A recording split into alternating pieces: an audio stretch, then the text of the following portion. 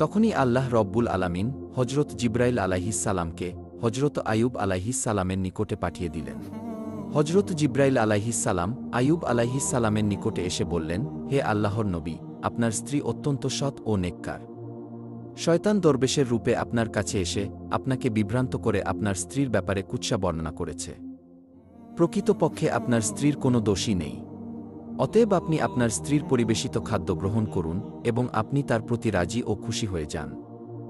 হজরত জিব্রাইল আলাইহিসসালামের বক্তব্য শুনে হজরত আয়ুব আলাইহিসসালাম বিবি রহিমাকে ডেকে বললেন, রহিমা, তুমি আমাকে ক্ষমা করে দাও।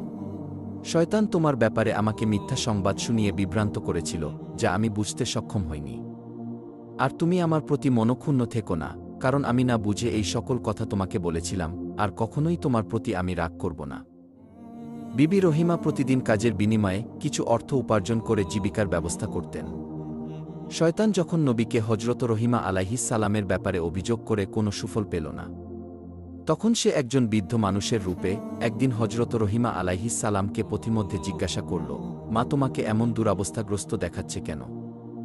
হজরত রহিমা আলাইহিসসালাম উত্তর দিলেন, আমার স্বামী খুবই অসুস্থ, তার শরীরে ঘা হয়েছে এবং তাতে পোকা জন্মেছে। তার শরীরের রক্ত ও গোস্ত পোকায় খেয়ে হাড্ডি বের করে দিয়েছে। তাই আমি তাকে নিয়ে দিবারাত্র খুবই চিন্তায় থাকি। এই শুনে বৃদ্ধ লোকটি বলল, আমি এই রোগের একটি ওষুধের কথা তোমাকে বলে দিতে পারি। যদি তুমি তোমার স্বামীকে না জানিয়ে এটা ব্যবহার করতে পারো, তাহলে একদিনের মধ্যে এই রোগ থেকে সে মুক্তি লাভ করতে সক্ষম হবে। বিবি রহিমা বললেন, হুজুর, দয়া করে আমাকে ওষুধের নামটি বলে দিন, আমি এটা ব্যবহারের চেষ্টা করব। তখন বৃদ্ধ বলল, এই ওষুধ সম্পর্কে যদি তোমার স্বামীকে পূর্বেই অবগত করে দাও, তাহলে সে এই ওষুধ ব্যবহার করতে অস্বীকার করতে পারে। অতএব তুমি যদি তাকে না জানিয়ে ব্যবহার করতে পারো, তাহলে অবশ্যই সে আরোগ্য লাভ করবে। অতঃপর বৃদ্ধ লোকটি বিবি রহিমাকে জিজ্ঞাসা করল, মা, তোমার স্বামীর নাম কি? বিবি রহিমা বললেন, আমার স্বামীর নাম হজরত আয়ুব, তিনি আল্লাহ তাআলার একজন নবী। প্রথম জীবনে তিনি খুবই সম্পদশালী ছিলেন, পরবর্তীতে আল্লাহ রব্বুল আলামিন তাকে বিভিন্ন বালা মুসিবত দিয়ে পরীক্ষায় ফেলেছেন, এখন তিনি কঠিন রোগে আক্রান্ত। শয়তান বিবি রহিমার কথা শুনে বলল, তাকে যখন গ্রামের মানুষেরা গ্রাম থেকে বের করে দিয়েছিল, তখন আমি তাকে একবার দেখেছিলাম, তার জন্য আমার কাছে উপযুক্ত ওষুধ আছে। বিবি রহিমা বললেন, হুজুর, দয়া করে তাহলে আমাকে সেই ওষুধটি প্রদান করুন। তখন বৃদ্ধ লোকটি বলল, তুমি এখানে একটু অপেক্ষা করো, আমি ওষুধ এনে এখনই তোমাকে দিচ্ছি। এই কথা বলে বৃদ্ধ লোকটি চলে গেল। বিবি রহিমা বৃদ্ধের অপেক্ষায় সেখানে দাঁড়িয়ে রইল। কিছু সময় পর বৃদ্ধ লোকটি এক বোতল পানি জাতীয় ওষুধ এবং এক প্রকারের গোস্ত জাতীয় ওষুধ নিয়ে রহিমা আলাইহিসসালামের নিকটে হাজির হল। শয়তান রহিমার হাতে বোতল তুলে দিয়ে বলল, এই ওষুধ তার শরীরে লাগাবে, এবং গোস্ত জাতীয় ওষুধ দিয়ে বলল, এটা ভুনা করে তাকে খেতে দিবে, তাহলে দেখবে আগামী দিনের মধ্যেই তার শরীর অর্ধেক সুস্থ হয়ে গেছে। এভাবে পরের দিনেও লাগালে 2 দিনের মধ্যেই তিনি আরোগ্য লাভ করবেন।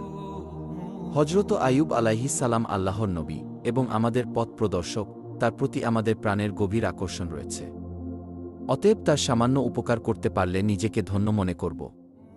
আমি তার একজন কঠিন ভক্ত, কিন্তু শত্রুদের সতর্ক বিরোধিতার কারণে আমি তার কোনো খোঁজ খবর নিতে পারিনি। তবে আগামীতে আমি তার কাছে গিয়ে দেখা করব। এই ধরনের লম্বা বক্তৃতা দিয়ে শয়তান বিবি রহিমার আস্থা অর্জন করে সেখান থেকে বিদায় গ্রহণ করল। বিবি রহিমা ওষুধ নিয়ে নবীর কাছে পৌঁছালেন।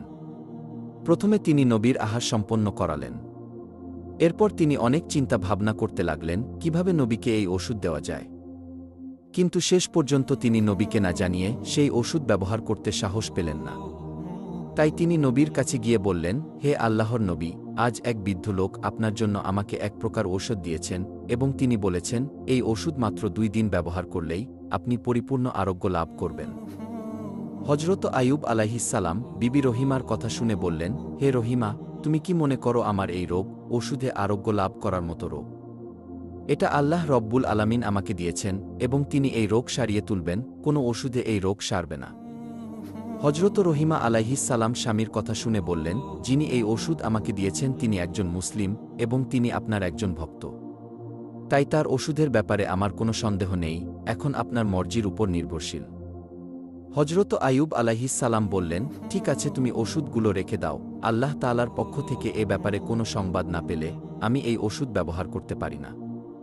হজরত রহিমা আলাইহিস সালাম নবীর এই আদেশ পেয়ে নবীর বিছানার কাছেই সেই ওষুধগুলো রেখে দিলেন।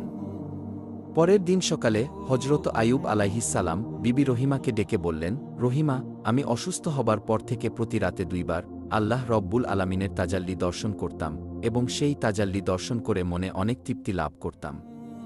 কিন্তু আজকে রাত্রে সেই নূরের তাজাল্লি আমি দর্শন করতে সক্ষম হয়নি। কিন্তু এর কারণ কি তা বুঝতে পারলাম না। রহিমা বললেন, হে প্রাণের স্বামী, আপনি একজন আল্লাহর নবী, এর উপযুক্ত কারণ হয়তো আপনার কাছেই জানা আছে। আমি একজন সাধারণ আল্লাহর বান্দী, আমি কি করে জানব এর উপযুক্ত কারণ কি? এরপর হজরত আইয়ুব আলাইহিস সালাম খুবই দুশ্চিন্তায় পড়ে গেলেন। এভাবে 3 দিন অতিবাহিত হয়ে গেল, তিনি আল্লাহ রব্বুল আলামিনের তাজাল্লির দর্শন করতে সক্ষম হলেন না। অবশেষে তিনি 2 হাত তুলে আল্লাহর দরবারে কেঁদে কেঁদে তাজাল্লি দর্শন লাভের জন্য ফরিয়াদ জানাতে লাগলেন। হে আল্লাহ রব্বুল আলামিন, আমি জানি না কি ভুলের কারণে আপনার তাজাল্লি দর্শন লাভ করতে আমি সক্ষম হচ্ছি না। আমার যদি কোনো ভুল হয়ে থাকে তাহলে আমার ভুলগুলো ক্ষমা করে দিন। আর দয়া করে আপনার তাজাল্লির দর্শন থেকে আমাকে বঞ্চিত করবেন না। হজরত আইয়ুব আলাইহিস সালামের এরূপ দোয়ার পর হজরত জিবরাইল আলাইহিস সালাম এসে তাকে জানালেন, হে আল্লাহর নবী, আপনার বিছানার পাশে শরাবের বোতল ও শূকরের গোস্ত রাখা আছে। এইসব হারাম জিনিস আপনার বিছানার পাশে রেখে আপনি কিভাবে আল্লাহর তাজাল্লি দর্শনের আশা করতে পারেন? আপনি যদি পুনরায় আল্লাহর তাজাল্লির দর্শন লাভ করতে চান তাহলে অবশ্যই এই জিনিসগুলো এখনই আপনার বিছানার পাশ থেকে অপসারণ করুন। গভীর রজনীতে হজরত আইয়ুব আলাইহিস সালাম বিবি রহিমাকে ডেকে বললেন, হে রহিমা, আমার বিছানার কাছে কোথায় শরাব ও শূকরের গোস্ত আছে দেখো, অতিসত্বর সেগুলোকে অপসারণ করো। ওই বস্তুগুলো এখানে থাকার কারণে আমি আল্লাহর তাজাল্লি দর্শনে ব্যর্থ হচ্ছি। বিবি রহিমা চতুর্দিকে ভালো করে খোঁজাখুঁজি করলেন, কিন্তু তিনি কোথাও শরাব ও শূকরের গোস্ত পেলেন না। তখন হজরত আইয়ুব আলাইহিস সালাম তাকে বললেন, তোমার আনা সেই ওষুধগুলো কোথায়? বিবি রহিমা বললেন, সেগুলো এখানেই আছে, আপনার বিছানার পাশে। নবী বললেন, সেগুলোকে এখান থেকে সরিয়ে ফেলো, আমার মনে হয় এইগুলোই শরাব এবং শূকরের গোস্ত। নবীর আদেশ পেয়ে বিবি রহিমা তখন সেই ওষুধগুলোকে দূরে সরিয়ে রাখলেন। অতঃপর হজরত আইয়ুব আলাইহিস সালাম আবার আল্লাহর ইবাদতে ধ্যানমগ্ন হলেন। যখন রজনী শেষের দিকে আসল তখন আইয়ুব আলাইহিস সালাম চিৎকার দিয়ে বলে উঠলেন, হে রহিমা, এবার আমি আল্লাহর তাজাল্লি দর্শন লাভ করতে সক্ষম হচ্ছি। রহিমা, ভেবে দেখো, তাহলে ওই ওষুধগুলোই ছিল শরাব এবং শূকরের গোস্ত। এগুলো আমার নিকটে থাকায় আমি আজ 3 দিন পর্যন্ত আল্লাহর তাজাল্লি দর্শনে ব্যর্থ হয়েছি। এগুলো যে তোমাকে দিয়েছে সে মানুষ নয়, বরং সে মানুষরূপী শয়তান। শয়তান এই ওষুধগুলো দিয়ে তোমাকে এবং আমাকে বিভ্রান্ত করার চেষ্টা করেছিল। কিন্তু আল্লাহ রব্বুল আলামিনের অশেষ মেহেরবানিতে আমরা শয়তানের ধোঁকা থেকে রক্ষা পেতে সক্ষম হয়েছি। হজরত আইয়ুব আলাইহিস সালাম এইভাবে দীর্ঘ 18 বছর অসুস্থ হয়েছিলেন এবং দুঃখ যাতনা ভোগ করেছিলেন। শেষের দিকে যখন তার শরীরের পোকাগুলো তার চোখ ও জিহ্বায় আক্রমণ করতে লাগল, তখন তিনি কেঁদে কেঁদে আল্লাহর দরবারে ফরিয়াদ করে বললেন, হে খোদা, আমার চোখ দ্বারা আমি সূর্য দেখে নামাজের ওয়াক্ত ঠিক করি, আর জিহ্বা দ্বারা তোমার জিকির করি। অতএব এই দুটি জিনিসও যদি পোকায় খেয়ে নষ্ট করে ফেলে তাহলে তোমার ইবাদত করা আমার জন্য কষ্টকর হয়ে যাবে। তখন আল্লাহ তাআলা তার নবীকে জানিয়ে দিলেন, আমি অচিরেই আপনাকে রোগমুক্ত করব এবং আপনার স্ত্রীকে পুরস্কৃত করব। অতঃপর কোনো একদিন ভোরবেলা বিবি রহিমা কাজে বের হয়ে গেলেন।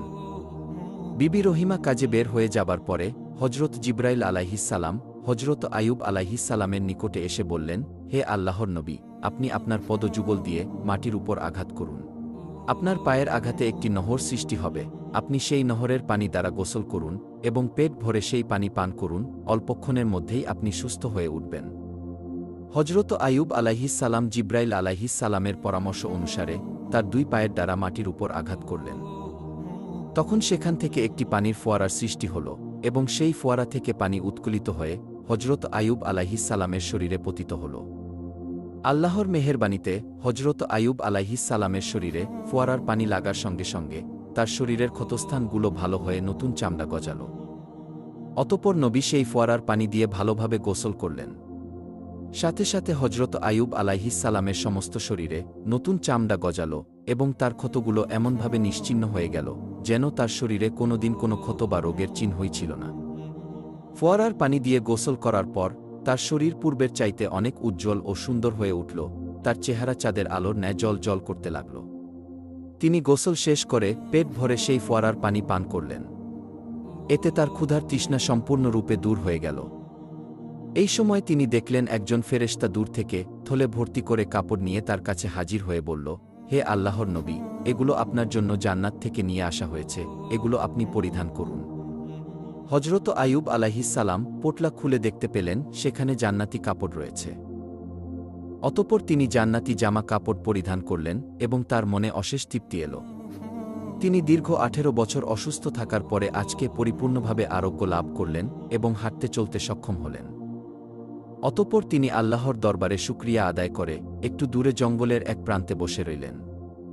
এমন সময় বিবি রহিমা কষ্টে উপার্জিত অর্থ দ্বারা কিছু খাবার ক্রয় করে দ্রুত স্বামীর নিকট ফিরে আসলেন। তিনি তার স্বামীর নিকটে ফিরে এসে দেখলেন স্বামী তার বিছানায় নেই।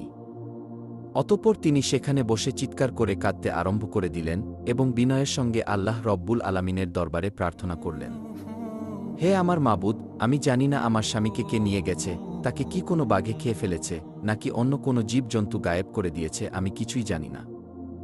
হে আল্লাহ, আমি তোমার কাছে ফরিয়াদ জানাচ্ছি, তুমি আমার স্বামীকে আমার কাছে ফিরিয়ে দাও। হে মাবুদ, আপনি পারেন না এমন কোনো কাজ নেই, আমি আমার স্বামীকে ছাড়া কোনোভাবেই বাঁচব না। এভাবে অনেকক্ষণ যাবৎ হজরত রহিমা আলাইহিসসালাম আল্লাহ রব্বুল আলামিনের দরবারে ফরিয়াদ করার পরে উঠে দাঁড়ালেন এবং তিনি এদিক সেদিক ছোটাছুটি করে হজরত আইয়ুব আলাইহিসসালামের খোঁজ করতে লাগলেন। তিনি দেখতে লাগলেন যে কোথাও হজরত আইয়ুব আলাইহিসসালামের কোনো চিহ্ন খুঁজে পাওয়া যায় কিনা।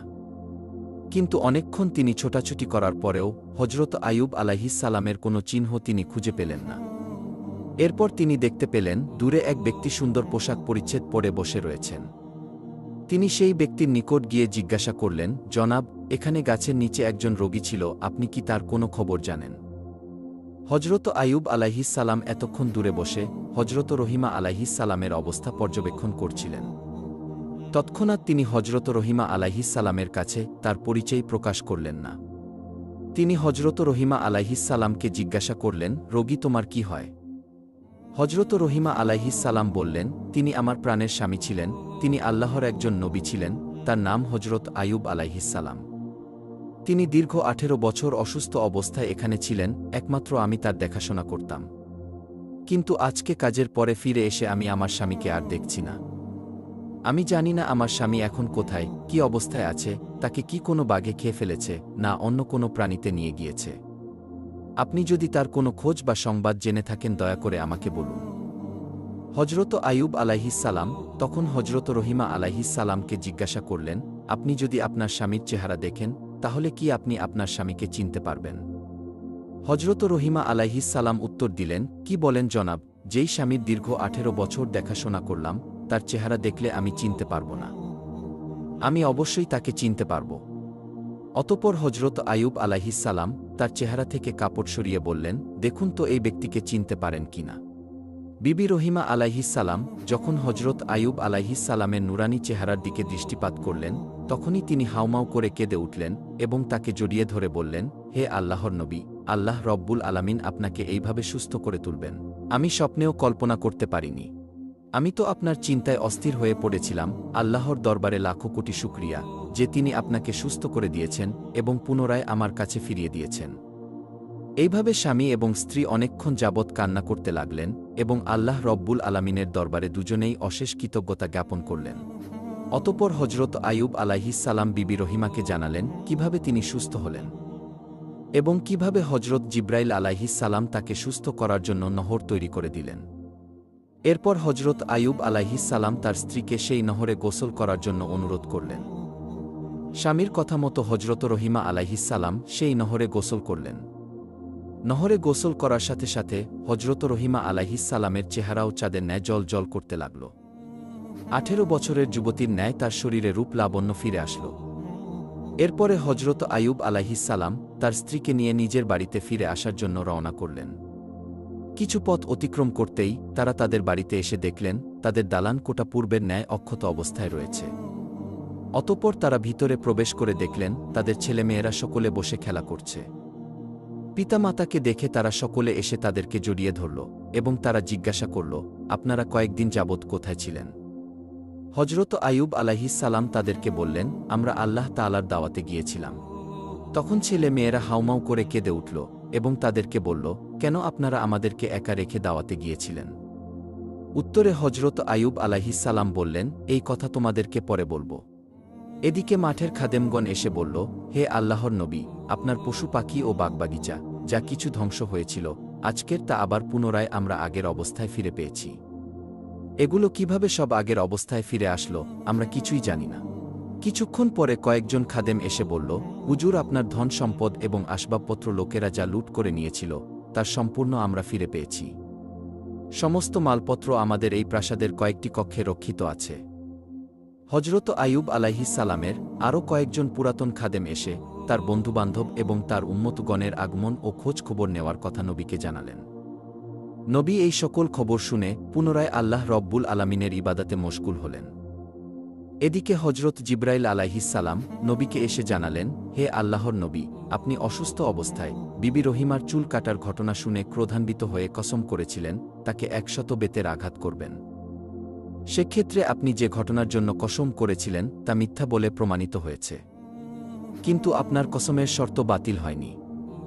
অতএব আপনি 100 গমের শীষ একত্রিত করে বিবি রহিমার শরীরে একবার মৃদু আঘাত করুন, তাতে আপনার কসমের শর্ত পূরণ হয়ে যাবে এবং রহিমা আলাইহিসসালামের কোনো কষ্ট হবে না। হজরত জিব্রাইল আলাইহিসসালামের পরামর্শ অনুসারে হজরত আইয়ুব আলাইহিসসালাম 100 শুকনা গমের শীষ একত্রিত করে বিবি রহিমার শরীরে একবার মৃদু আঘাত করলেন। এতে নবীর কসম পূরণ হয়ে গেল এবং বিবি রহিমার কোনো কষ্ট হল না। প্রিয় বন্ধুরা, শয়তান হজরত আইয়ুব আলাইহিসসালামকে বিভিন্নভাবে চ্যালেঞ্জ করেছে, কিন্তু হজরত আইয়ুব আলাইহিসসালামকে কোনোভাবেই বিভ্রান্ত করে পথভ্রষ্ট করতে পারেনি। হজরত আইয়ুব আলাইহিসসালামের মতো যদি আমরা আল্লাহ রব্বুল আলামিনের পথে ধৈর্য ধারণ করতে পারি, তাহলে কখনোই শয়তান আমাদেরকে পথভ্রষ্ট করতে পারবে না। আল্লাহ রব্বুল আলামিন আমাদেরকে হজরত আইয়ুব আলাইহিসসালামের জীবনী থেকে পরিপূর্ণ শিক্ষা লাভের তৌফিক দান করুন।